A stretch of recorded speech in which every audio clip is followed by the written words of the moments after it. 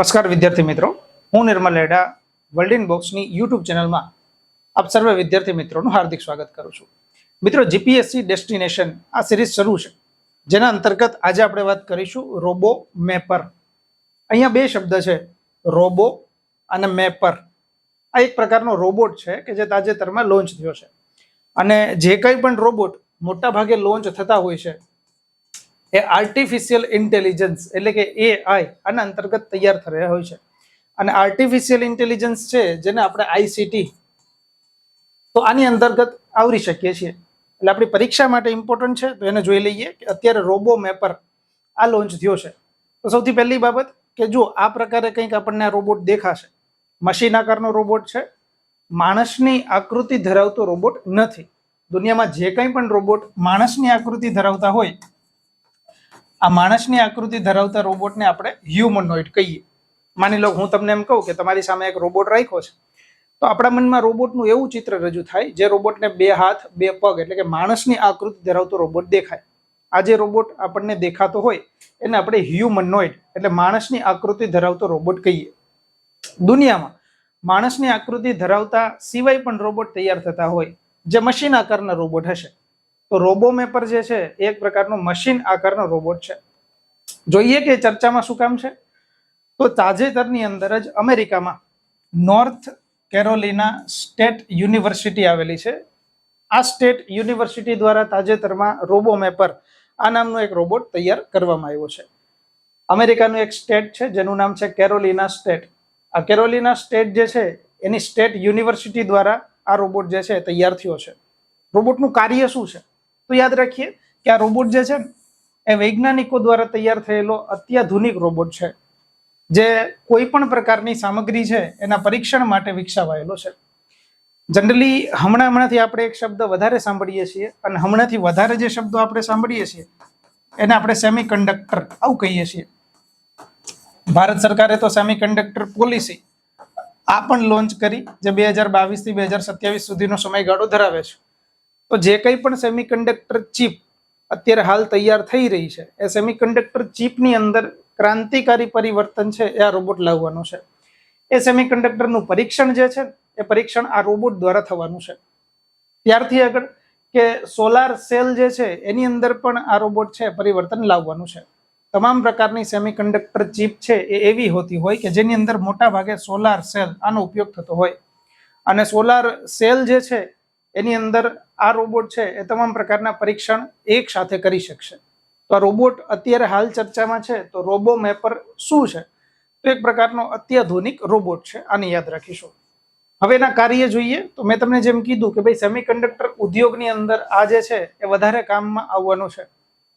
Semiconductor ઉદ્યોગ એવો છે કે જેની અંદર કોઈ પણ સેમ્પલ જ્યારે તૈયાર થાય તો એને ટેસ્ટિંગ કરવાનું થતું હોય, એનું અલાઇનમેન્ટ એટલે કે એમની ગોઠવણ કરવાની હોય, અને એની સાથે એને એક જગ્યાથી બીજી જગ્યાએ પ્લેસ કરવાનું હોય.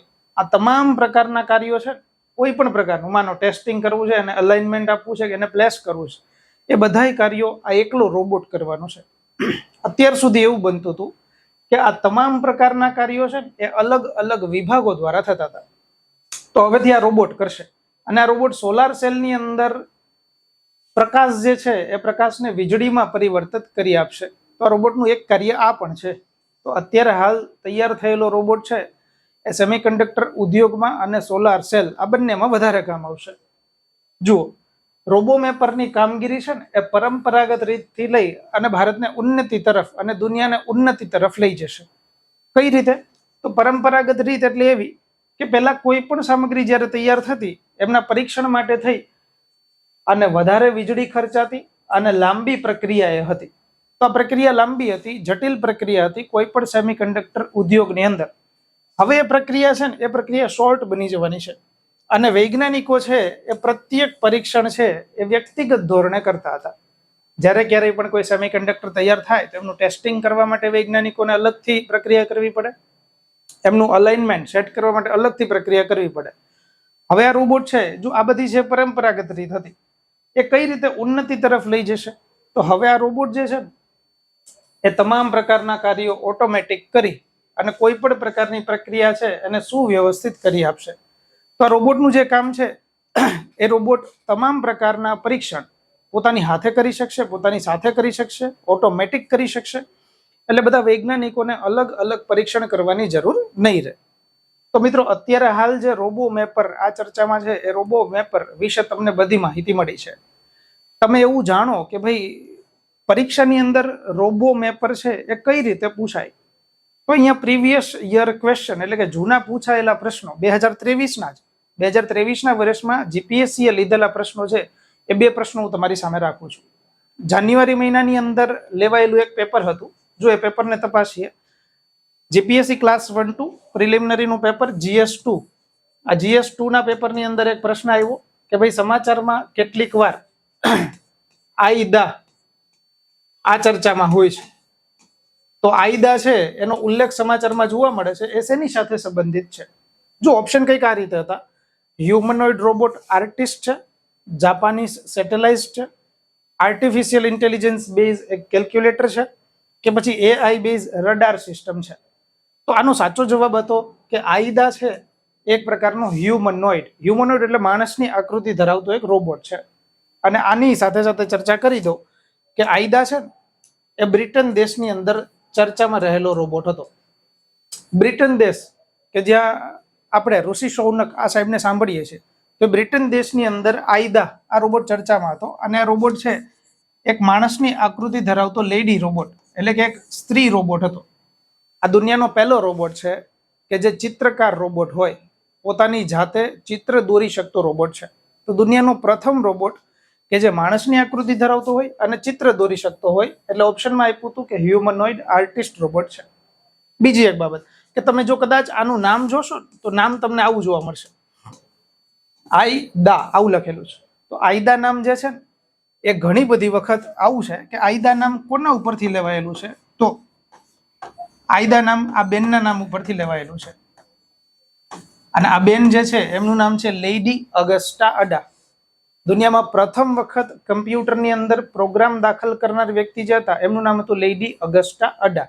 અને લેડી અગસ્ટા અડા આને સૌથી પહેલા કમ્પ્યુટર પ્રોગ્રામર તરીકે ઓળખાય છે. તો એમના નામ ઉપરથી તાજેતરમાં એક રોબોટ તૈયાર થયો આઈદા, જે આઈદા રોબોટ તાજેતરમાં જીપીએસસી ક્લાસ 1-2 ની અંદર પૂછાઈ ગયો. તો પ્રશ્ન આ રીતે પૂછાઈ શકે જે આજે આપણે રોબોટ સમજ્યા.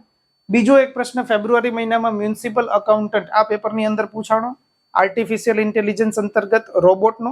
અને એ પ્રશ્ન કંઈક આવી રીતે હતો કે તાજેતરમાં ચર્ચામાં રહેલ ઓપ્ટિમસ, આ ઓપ્ટિમસ રોબોટ છે એ કઈ કંપની દ્વારા બનાવાયેલો છે? તો જો અહીંયાથી કંપની પૂછી લીધી તો આનો સાચો જવાબ હતો ટેસ્લા. ટેસ્લા કંપની છે એ અમેરિકન બેઝ કંપની છે. અને ટેસ્લા કંપનીના ઓનર એલોન મસ્ક, આને આપણે સૌ સારી રીતે ઓળખીએ છીએ. એલોન મસ્ક જે છે એ એલોન મસ્કની ટેસ્લા કંપની દ્વારા બનાવાયેલો એક રોબોટ છે જેનું નામ છે ઓપ્ટિમસ. ઓપ્ટિમસ રોબોટ છે એ પણ માણસની આકૃતિ ધરાવતો એટલે કે હ્યુમનોઇડ રોબોટ હતો. અને તમામ પ્રકારના ઘરકામ કરી શકતો આ રોબોટ હતો. તો મિત્રો જો અત્યારે રોબો મેપર આ ચર્ચામાં હોય તો રોબો મેપર વિશે તમને બધી માહિતી મળી છે. અને રોબો મેપર છે એ પરીક્ષાની અંદર કઈ રીતે પૂછાઈ શકે એ પણ આપણને પ્રશ્ન અંતર્ગત પ્રાપ્ત થયું છે. મળીશું આવા જ કોઈ નવા ટોપિક સાથે. ત્યાં સુધી સૌને મારા એક સાથે જય હિન્દ, જય ભારત.